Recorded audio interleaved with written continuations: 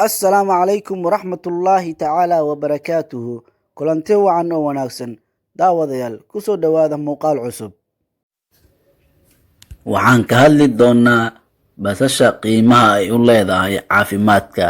Sidaan ogsoonahay, basashu waxay ka mid tahay waxyaabaha dabiiciga ee lagu daaweeyo xanuunada bini'aadanka ee ku dhaca, waxayna ka mid tahay khudradda sida joogtada ah u isticmaalno. Basasha sidoo kale waxay ku fiican tahay xanuuno cajaa'ib ah ay daaweyso, kuwaasoo aan ka soo qaadan doono 5 ka mid ah ama 5 xanuun oo lagu daaweeyo basasha. Qodobka koowaad, waxaa lagu daaweeyaa dhag xanuunka iyada loo raacayo qaabkan. Haddii ay dhagaha ku xanuunayaan ama dhag ama laba dhagood, waxaad soo qaadanaysaa jeex yar oo basal ah oo diirka ka fiiqan. Waxaa si toos ah u gelinaysaa dhegta qaybteeda hore ee duleelka. Waxay ku han doontaa muddo 10 daqiiqo ah. Waxaadna samaysaa arrintan basasha ah muddo 3 cisho. Ku celceli, insha Allah waxaad caafimaadaysaa, waxaana ku heli doontaa caafimaad dhag xanuunka. Si cajiib ah ayaad ugu bogsan doontaa.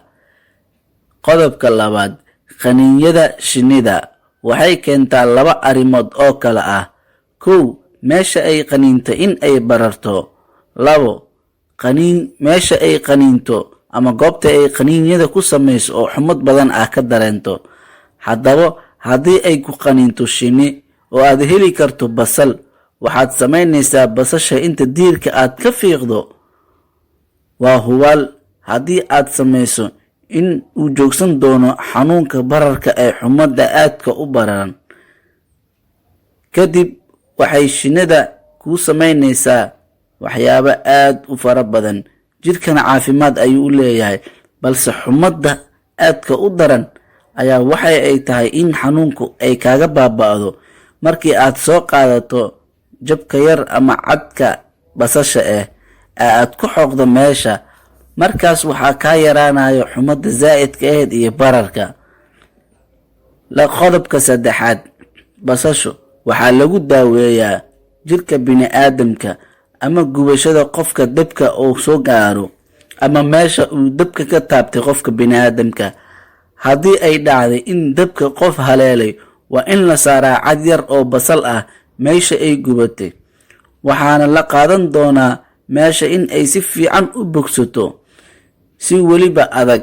Sidoo kale waxay ka hortagaysaa nabarka jirka oo soo gaadhay in ay sii faafin, waxayna baabi'inaysaa xanuunka dabka.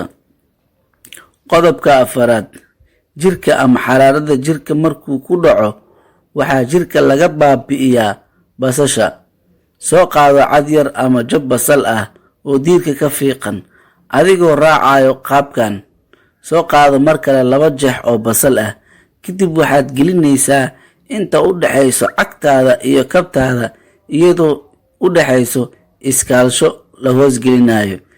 Kadib waxay kugu jiraysaa muddo ku dhowaad saacad ah. Waxaad arki doontaa jirkaada in uu isku bedelo, si uu ugu baxo kuleelka iyo weliba xaraaradii darneed ee jirka soo galay. Qodobka 5, ka saaridda jirka sunta soo gashay. Basasha waxay ka mid tahay waxyaabaha jirka ka saarto sunta. Sidoo kale, sidaas ee tahay darteed, waxaad isticmaashaa basasha ama aad ku darsataa cunto kastoo aad cunayso. Basasha waa muhiim, waayo waxaad ka bogsanaysaa sumowga jirka soo galo.